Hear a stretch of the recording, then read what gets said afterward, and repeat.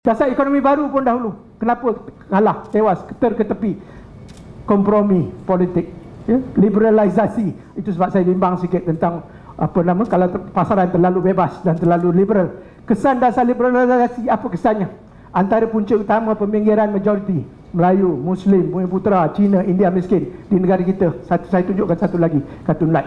Kebocoran dan ketirisan hak milik dan kepentingan semua orang golongan marhaen ni, golongan berpendapatan rendah, golongan miskin. Apa puncanya? Inilah dia. Dasar-dasar kerajaan kita selama ini heboh, ya, gempak dengan bunga mangganya, kompangnya, TV-nya keluar nak melepaskan anak ikan. Projek ni lah seolahnya untuk. Tapi Lat kata perhatikan, itu atas saya bukan main cantik, kompang, bunga mangganya, heboh sana sini, keluar sok khabar dan sebagainya, termasuk sinar harian. Tapi Lat kata tengok, tunggu, tengok apa berlaku bawah air bila anak ikan tu dilepaskan. Mana pergi anak-anak ikan tu? Itu dia. Dan biasanya yang besar ni siapa? Gergasi-gergasi korporat, orang yang dah kaya, yang nak bolut semua, dan termasuk multinational corporation dan sebagainya. Puncanya dasar penswastaan, liberalisasi ekonomi, korupsi, kompromi ini. Dan ini perlu kita ubah. Kalau tak, tapi saya tak nampak perubahan yang nyata.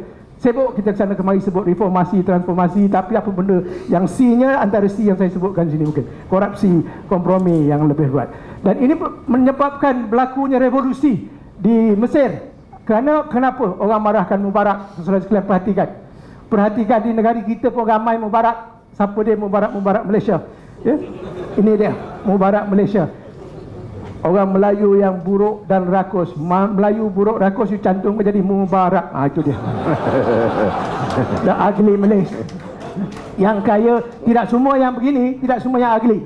Ada yang betul-betul nak menyumbang dan sebagainya. Tapi sebagian besarnya bila dia lupa daratan, lupa Islam, lupa pegangan hidup kepada agama, lupa bahawa harta itu amanah, ini yang menyebabkan mereka jadi Mubarak yang merosakkan, ya?